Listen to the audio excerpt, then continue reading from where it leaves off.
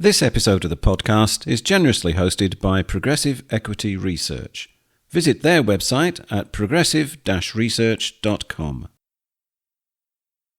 Hello, and welcome to episode 15 of The Desert Island Investor. This time, Mark will be discussing his stock holding in Somero Enterprises, ticker symbol SOM, who are a US-based manufacturer of laser-guided concrete levelling machines that are used in the construction of warehouses and distribution and fulfillment centres. And this episode, Mark will be talking to us directly from Mauritius, where he's taking a well-deserved break from the winter conditions of Darwin. Okay, Mark, you recently added to your holding at £2.55. So as usual, can we have the base numbers, please? Yeah, hi Paul. Over in Mauritius, and it's good to be speaking with you. Just a sign of how advanced desert islands are now, that they come with very good Wi-Fi, don't they? So, recently added to my position at £2.55.5. And Somero have a market capitalisation of 161 million, a PE of 6.6, and a yield of 10%, and that is based on the current share price of £2.87.5. And the usual question, when were they floated and when did you first invest? They were formed in 1986 and floated in 2006, and I made my first investment back in April 2016 at £1.63. Now that yield is eye-catching, and you described this company as a cash cow. Can you back that up with some figures, please? Yeah, well, since I initially purchased Somero, I've paid out a total of $2.32 in dividends. That's including a series of special dividends, or what they call in the US supplementals. So Somero reporting dollars, and obviously the exchange rate over the last 7 years has been bouncing around and varied at the time of each payment. But if we take today's exchange rate just as a shorthand back of an envelope exercise to make a broad point, it's at 127, that would make £1.83 in dividends versus that price that I paid, that original price that I've paid. So, over the last 5 years, the dollar's been between 107 and 142, and I originally paid 163, and I've had approximately 183 in dividends. So you could say that I'm in the share for nothing.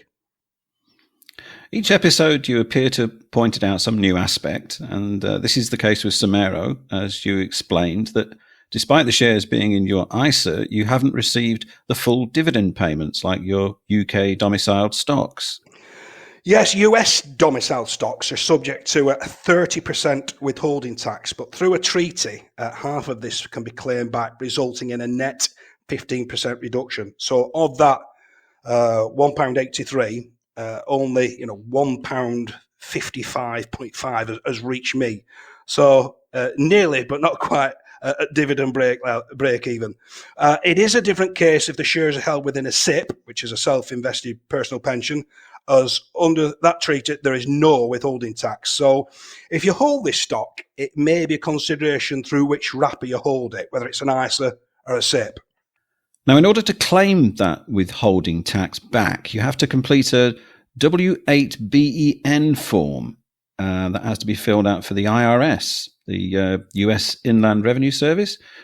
Is it really worth the hassle of doing that? Sounds very frightening, but it is really a very basic document that your broker will send you. It literally takes a couple of minutes to complete, and then you forward it back to your broker, and it needs updating every 3 calendar years. So it's hardly an arduous task, Paul. In previous episodes, you've also talked about share buybacks, and this is something that Somero do, but I understand that you would be in favour of doing this in greater depth. Yes, Somero conducts some modest share buybacks, but this is simply to offset the dilution of equity awards made to employees. Now, as I'm in the camp of those that incur the 15% withholding tax, I and others often raise this subject of buybacks, as we would not incur any withholding tax on capital growth, only income. Now, you first bought in 2016, and you've added a dozen or so times since then. And it is currently number 5 in your portfolio. So it's obviously a conviction position. But you once sold out entirely. Can you expand on that decision? Yeah, interesting story. The sale was not of my own volition. Back in 2016, when I first took a position, my broker was Barclays, and they were rebranding to what they called Smarter Investor, which actually was something of a misnomer. And now I'm sure that the investor of choice for brokers is somebody that holds a lot of funds and or trades frequently. Now, that results in healthy trail commissions for the fund managers and from the fund managers to the brokers. And also the revenue from those dealing charges every time they buy and sell. Now, I, on the other hand, only held shares in individual companies and dealt extremely sparingly, not churning that portfolio. So I'm sure Barclays looked at investors like myself with relatively large portfolios, all in individual shares and not dealing much, and thought, we're not getting our fair share out of this. He's not playing the game. So they introduced a new charging structure where Barclays would receive a percentage of my portfolio on an annual basis. And this would have been an 8-fold increase. And I asked the question, for what? They wanted a slice of the rewards of my thrift and what I would call perspicacity. Now, Barclays did not manage my money or take any risk. So why should they receive more money from me having a £50,000 holding rather than a £5,000 holding? All they got to do is type an extra zero.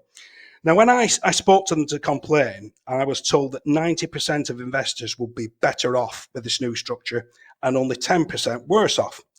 And that was people like me with the larger portfolios. Now, that was hardly of any comfort, as I was in that 10%. And additionally, the service offered was, I would call it, dumbed down. And things like broker recommendations and director buys and sales were no longer available. Now, I remember speaking to a lady at Barclays about the new platform, and she said it was designed more for those that would like, and this is the word, I remember it now, Paul, a flutter. A flutter. This was my livelihood. I was still working at the time, but I was in the transition, a long period of time of building this portfolio up where I could jettison the day job and do this full time. This was very, I saw this as my job because what I was getting through my investments was more than my day job. So, and I saw this as real as my profession. So on top of all this, one of the holdings that was incorrectly input was to the magnitude of 10 times, and I did put a dummy trade in to see if it would let me sell it. But it wouldn't. If that would have happened, I'd have probably gone somewhere where there's no extradition treaty. And the icing on the cake was that Barclays no longer dealt in stocks that necessitated a W8 BEM form. So I was forced to sell free of charges, which was one positive, at £3.01 in 2017. So I left Barclays. And I did receive some compensation, really, in the process for all the hassle it had been. And I immediately, when I moved to my new broker, Charles Stanley, the first trade I did was to buy back in at £2.69. So in a way, actually, through a little bit of serendipity, I did a little bit better. I was forced to sell out at £3.01, and I got back in at £2.69. Okay, we have talked quite a bit about the history of your holdings. What's the investment argument for this one? Well, we covered Smurfit Kappa a few episodes back, and I think in many ways it's playing the same theme. The slow or not so slow death of the high street or physical shopping, and this gravitating online for a combination of cost and convenience. So that pair of trainers that was previously held in a sports shop in Colchester is now being stocked and picked and delivered from some fulfillment centre. If you just drive along a motorway network, you'll probably see some form of new warehousing being constructed. Now, I think for many, shopping historically was seen as a recreational activity. People jokingly called it retail therapy. But I think this has diminished. High streets are boarded up and there's a lack of choice as some outlets have melted away, and they're not really the uplifting places that they once were. Now, in the Smurfit episode, Paul, you said that you were doing some online shopping. Now, since you've retired and no longer time poor, are you now motivated to fill the car up, travel into town, wipers on at double speed, pay to park, trudge to the store, get wet and cold, queue, and then be told we're out of stock?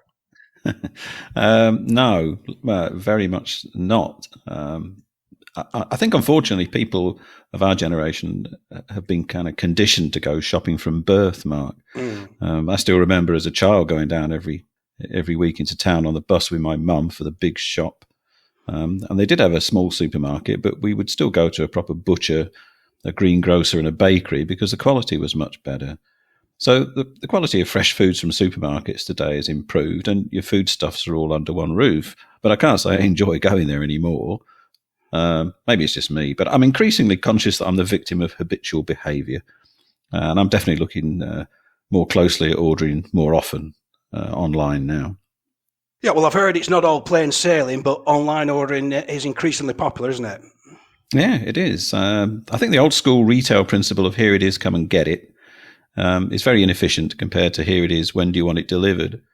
There's a delivery charge, of course, and that can vary quite a bit. But now that I'm retired, I'm at liberty to choose an economical delivery slot. So, there's a distinct difference in the nature between corrugated and concrete floors. I'm talking about Somero as an example. So corrugated has a short lifetime. It can be used multiple times, but generally it's single use. Now, concrete floors, once they're put in, which is Somero's business, they're in place for a long time. They don't need replacing. And it's a bit like that bar of soap, when we covered Unilever. So it's not the same kind of repeat business. Now, I watch a lot of local cricket. I follow the mighty Darwin. And as I walk around away grounds, I'll go past the grounds hut.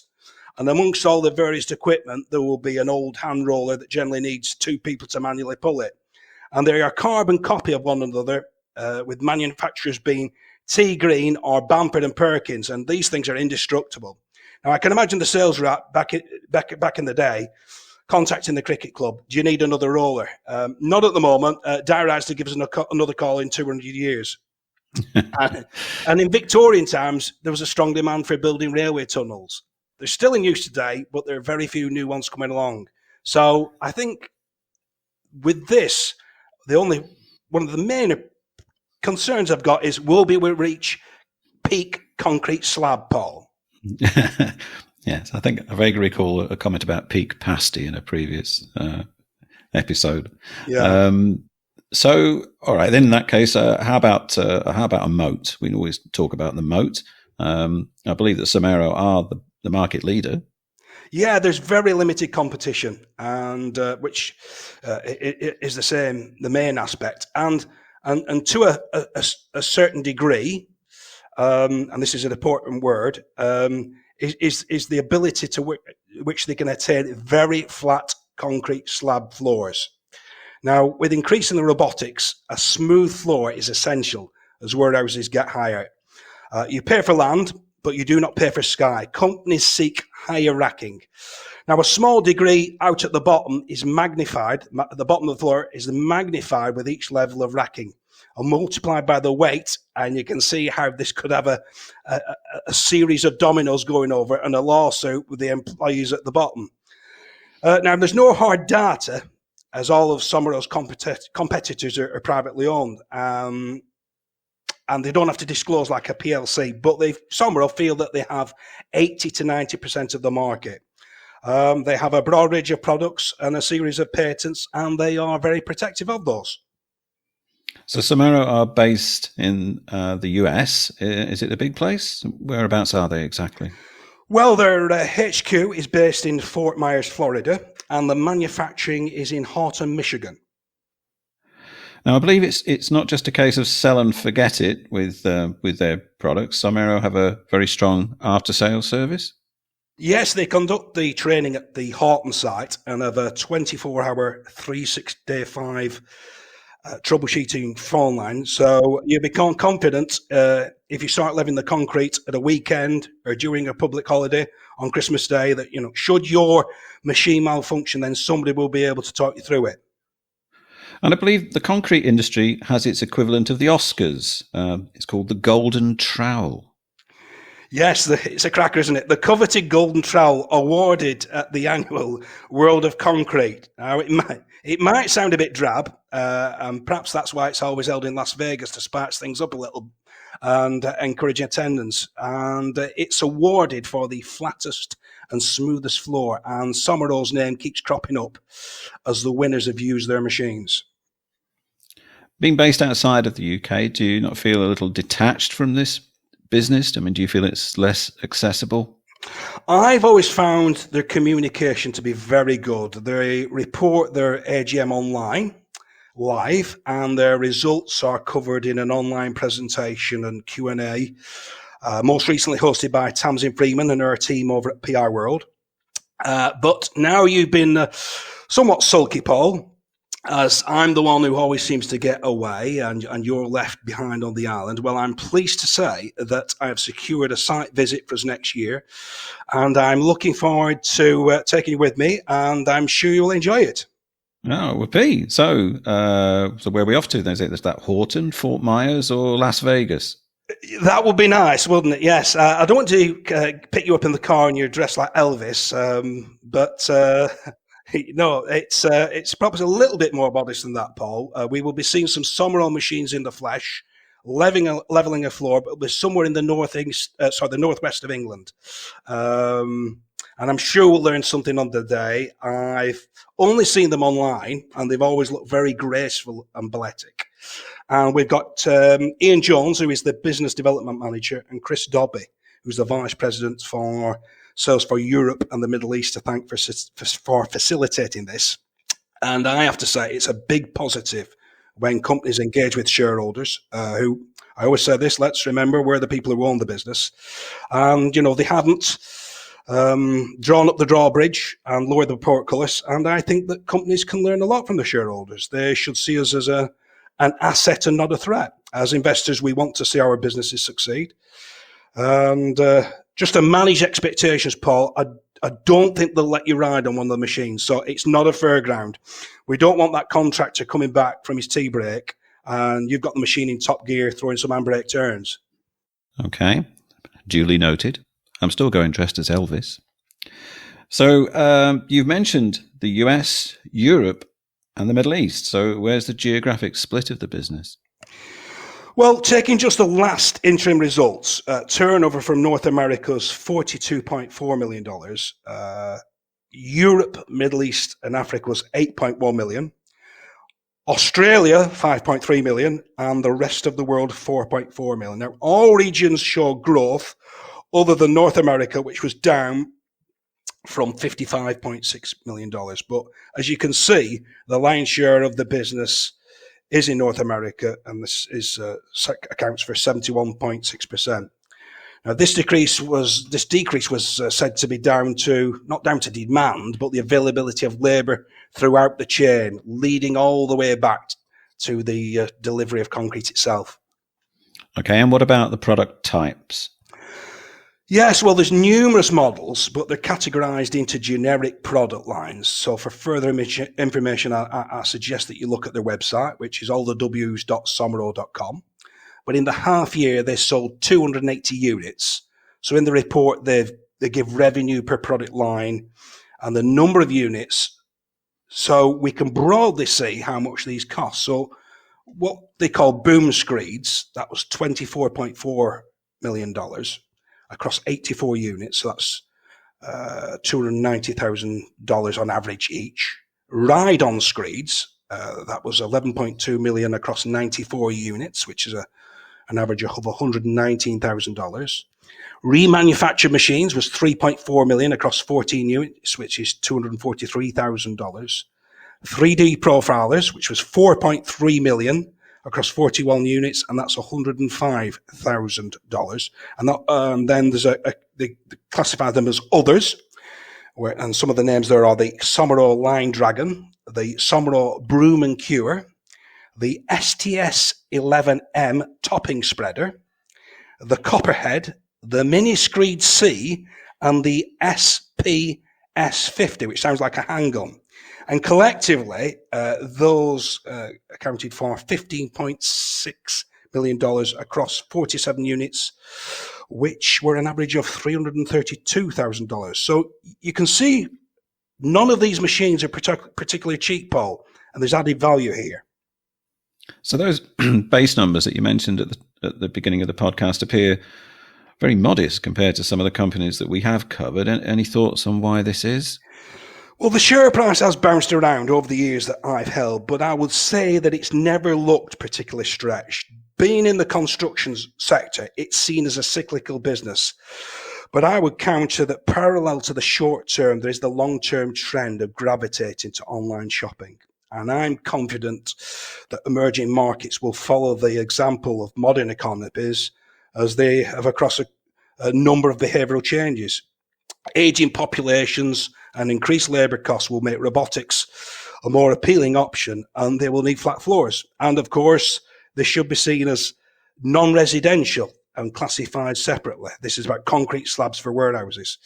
Now, Somero did have a tough time during the credit crunch of 2008, 2009. And this is some 15 years ago, but I think it does still loom large in the memory of many investors. And of course, Somero had only floated a couple of years earlier at the time. And like a lot of IPOs, they were burdened with debt, which is unforgiving when the dice roll against you. Now, I think Somero are a different animal. They've consistently held very good net cash, which have paid all those dividends, but they've still retained sufficient money in the war chest for that rainy day. And although I would not embrace this, the concept of hire and fire, I think Somero are very agile and nimble at being able to rapidly flex their headcount up and down, depending on their needs. Yes, that's a nice turn of phrase, isn't it? And I believe that in Somero's case, they have a defined cash/dividend policy. Yes, the dividend is calculated based on the board-approved payout ratio of 50% of adjusted net income after reviewing the anticipated future cash requirements of the business. And those specials or supplementals are calculated as a 50% distribution of cash that exceeds the board-approved year-end $25 million minimum cash reserve. So investors seem to be in a state of high alert then, I guess, nervously waiting for a cataclysm to occur. What's the outlook in the very near future? Well, in those interims dated the 31st of August 2023, expectations were for revenue of circa $120 million, EBITDA of $36 million, and cash of $32 million. Now, that's comfortably above that $25 million figure.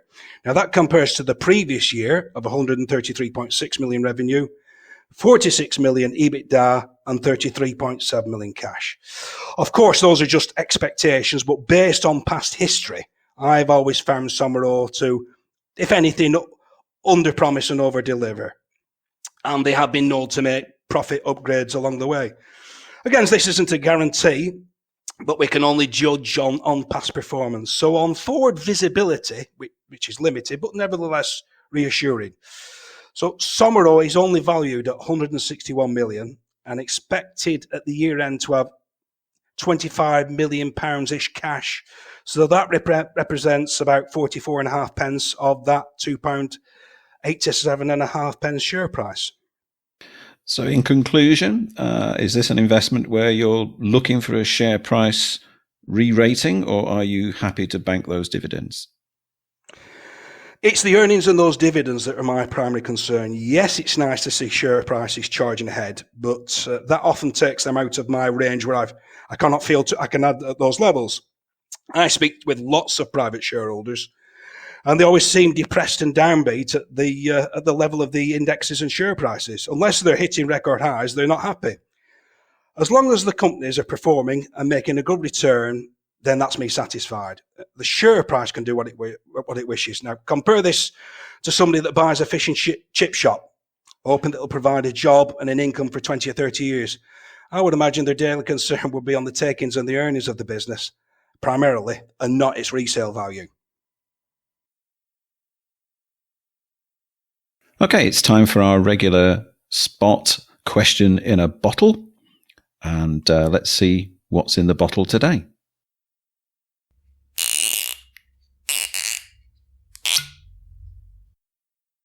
It's a question from Paul Ryan. And Paul asks, Mark, Who is your target audience with the Desert Island Investor podcast?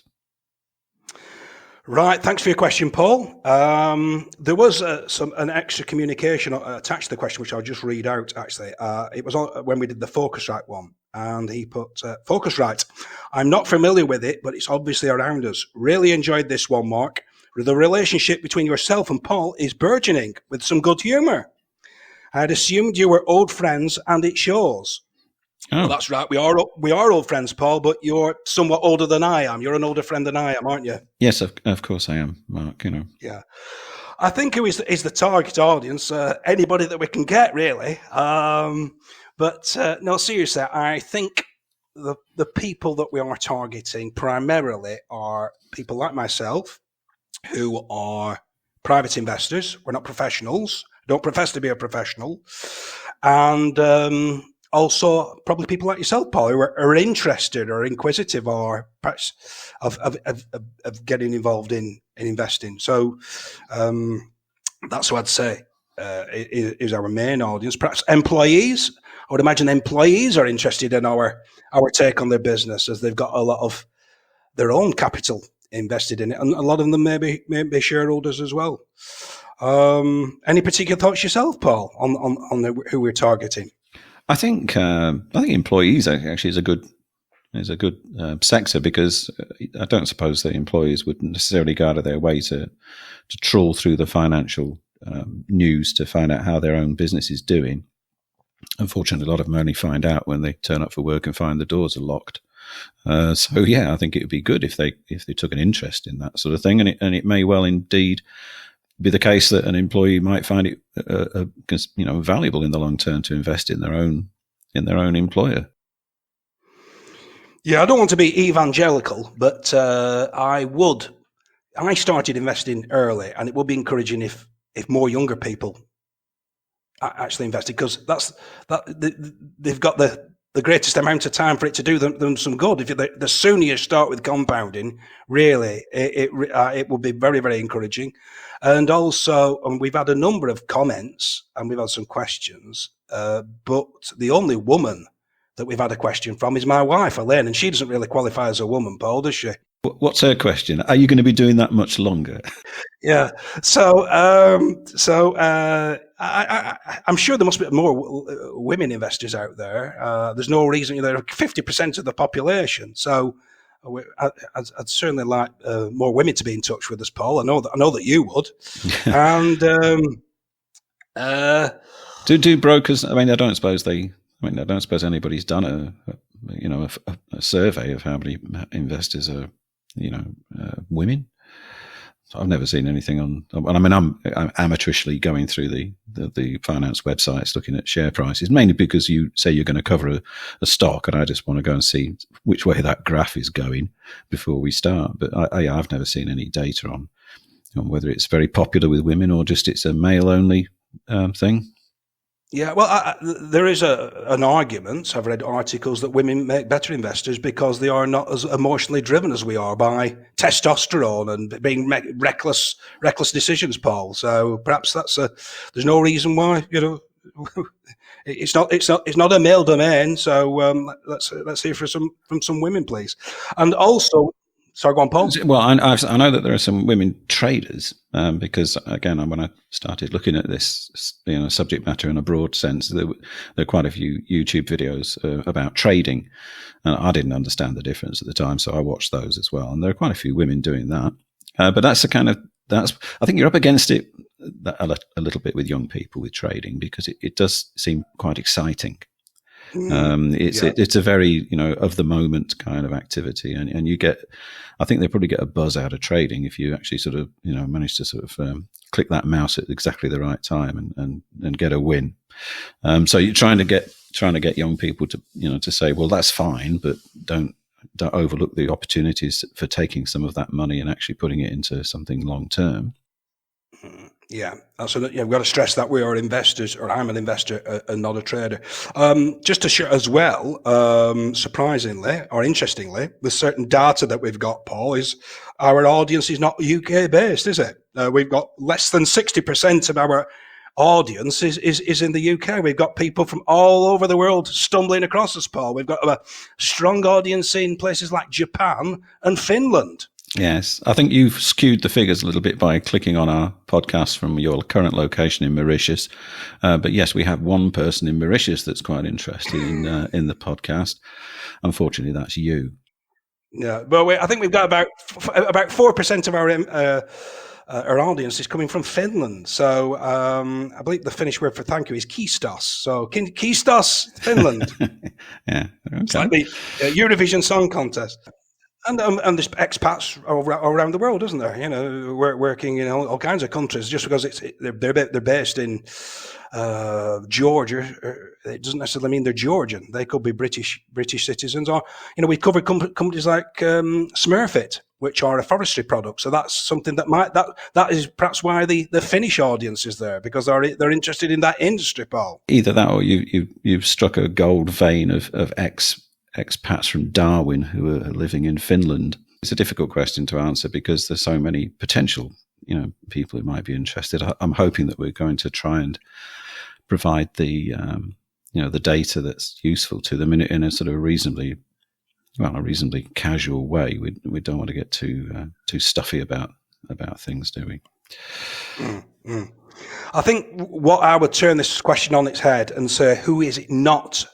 I think we're going to go all the way back to episode number 1, and it's not people who are after sure tips, Paul. I am not a sure tipster. I'm not a professional tipper in any way. I'm just a professional investor for myself, and we put the disclaimer on there that it's not investment advice, and that's not just covering itself. It is an investment advice. This is like a diary where I'm talking about where I've been and what I've been doing, my thoughts, and it's for other people to listen to that. They might find it interesting. There might be something they can adapt, but it's certainly not advice in any way. I could be way off beam. People should have confidence in their own abilities, and they might very well know a lot more than I do. I don't know all the answers. I don't understand half the questions. So but I think, and that partly, I don't make any bones about that. And I do think that is why we're a really good fit when we got together with Progressive Equity Research, because they do research on the various companies that they work with, but they don't tip them. They don't give any recommendations. And that's not what I'm doing either. It's up for me. If I talk about a company, it might sound interesting for somebody, but it's up to them to go away and have a look at it and kick the tires. It might not be for them. We talked about young investors. What I'm looking for an investment at 57 might be totally different from somebody who's 18. I might be looking for something that an investment that gives me, because it's on AIM, for example, that it gives me some protection from inheritance tax. So our needs might be totally different. And you know, when people look at for these tipsters, there's a lot of rogues out there, and there's a lot of people trying to talk up their own book, Paul, doing what they call pump and dump, where I buy a stock and I tell people how really great it is, and then I want everybody to pile in, and that gives me my chance to get out. Yeah, of course. That might be me. It's not me. So I think there's a lot of people out there who are. I've said this before. I think a lot of investors are lazy. They have to do a lot more research, and I think there's something in the human condition forever, whereby we've looked for somebody who can give us some kind of magical answer. Some kind of Rasputin, some seer, some fortune teller. It's always they're looking for somebody who's got this magic touch, and they want to believe in other people. They want to believe that somebody's got these magical abilities, and they haven't. And I do think with a lot of private investors, there's a kind of imposter syndrome where I think they should have a lot more confidence in their own abilities and make their own decisions, and not just guided by somebody has been out there and given a sure tip. So I would say that's probably the biggest thing is what we are not. And I'm stressing that very, very definitely, that we are not tipping any shares whatsoever. I think it's good though for if people are listening to the show to realise that you are actually you're actually spending your money on these shares. It's not what do they call it, a model portfolio. This is real stuff. So I mean, if you make a mess of it, you actually pay a financial price for that. Misjudgment. So it's not like fantasy football or anything. So and that I would hope would be a value. People think, well, at least he's actually sort of like a player. Yeah, well, I mean, I've given various numbers over the podcast of what I bought and sold at, and I could be making that up, really, which I'm not. But there's no evidence of that. But what I would say is, if you go back over the podcasts, we've reported the ones where we're underwater on, or I'm underwater on. So, which I'm quite open to report about. I'm not reporting to anybody. I'm got a boss. I've not got any paid subscribers or anything like that, so I'm not under any pressure to perform in that sense. So it's not as though, what are we on, episode 15 now, and this is the 15th winner that I've come up with. Very often I'm talking about some stocks that have lost money. They might come back, they might not. So it's not a case of we're trying to make everything look shiny and attractive. And I think we're actually going to go back on and look at some of those. Some of your stocks that haven't done so well. I mean, only to see you like doing this, don't you? Yeah, just to see whether they're improving or not. Because I think that's the thing, isn't it? It's a long-term thing. So you get blips in the performance charts. If you're just looking at the graphs all the time, the time scales compared to trading is just like massively different. So you can't really. You've got to hold your. Have a bit of courage, just to hold investments where you're getting a blip because of some sort of external influence. My blips are lasting about 10 years, Paul. Yeah. Oh no, you've got some classically good blips, and but we are going to be looking. We're going to be looking at that, aren't we? We're going to go back and take a look at. Yes, yeah, because you like sniggering at that. You like poking fun at that, and let's have a good laugh into the bargain. But you've come up with the phrase where you're going to market it. You're the marketer. I thought you were going to beat me to it, but I'm going to take you the wind out of your sails. Mark's Morgue is what you're going to kind of call it. Right?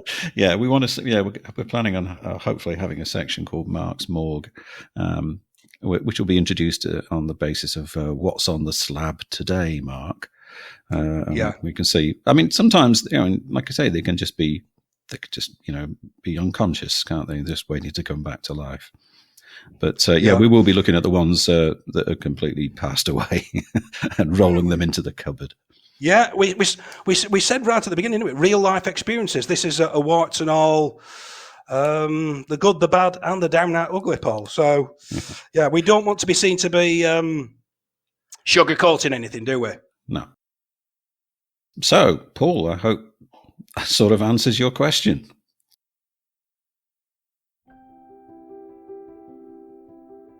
Well, that's all for this episode. We hope that you enjoyed it.